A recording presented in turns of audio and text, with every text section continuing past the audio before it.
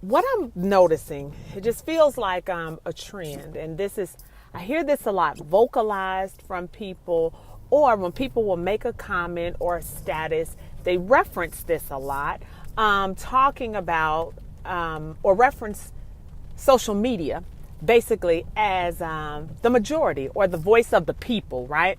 So let me give you an example. Let me give some context to this because I feel like I'm starting to ramble already. Have you ever seen where someone says something like, man, it seems like everybody is doing ...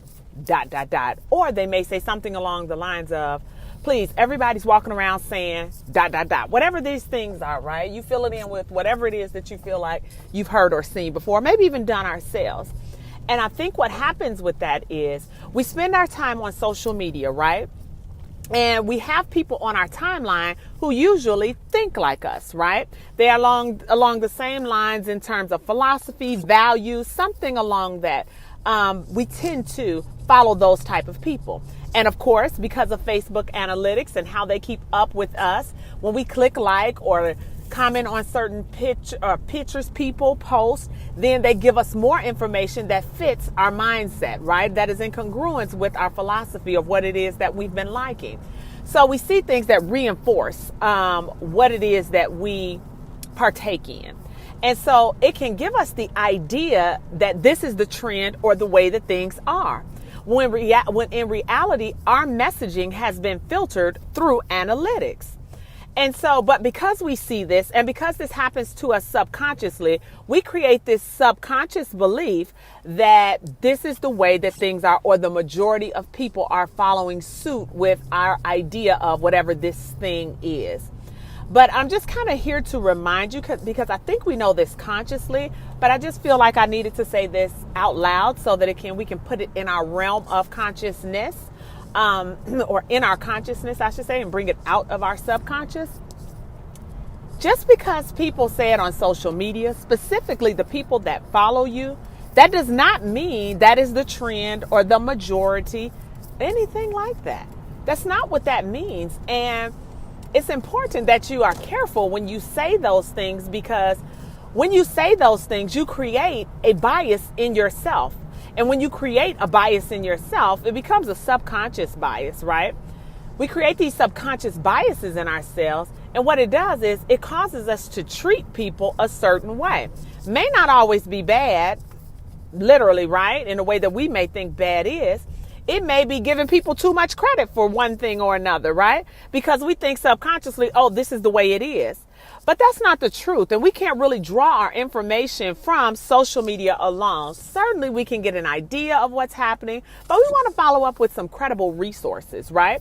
And if you get your information, or if your subset of your survey comes from the subset of Facebook or whatever social media you may use, that's a different conversation. Perhaps this isn't for you. But when we're talking about the larger scheme of things, when we're talking about representation of a race, culture, of a brand, of a whatever it is, I don't know if the best place to get it is from social media, because the people and things it is that you are following tend to think like you.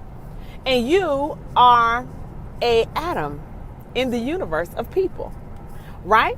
So if you have 500, let's just say 5,000 people that follow you, right? And that tend to think like you, because very often, most times, if people are not thinking like us, not like we delete them automatically, but if they are combative, mean, evil, trolling, things like that, we tend to get rid of those people, right? So we're not clicking on them. So they kind of get out of our analytics, our equation of things it is that we are fed, advertisement, posts it is that we see, because now we are even factored mathematically, whatever this analytical equation is, by the posts we like and engage in and click on, right? We're seeing more of those that we tend to engage with. So it's very important that we stand guard at that basic or generalization, right? That just because we saw it on social media, or people are saying something on social media, that's the way it is by the majority of people. That's not particularly true. Be careful around those definitive statements, because they create these biases that we have against ourselves, against each other. And it doesn't always just show up as something mean or combative. We could be overcompensating because of these assumptions that we create, or these biases it is that we create.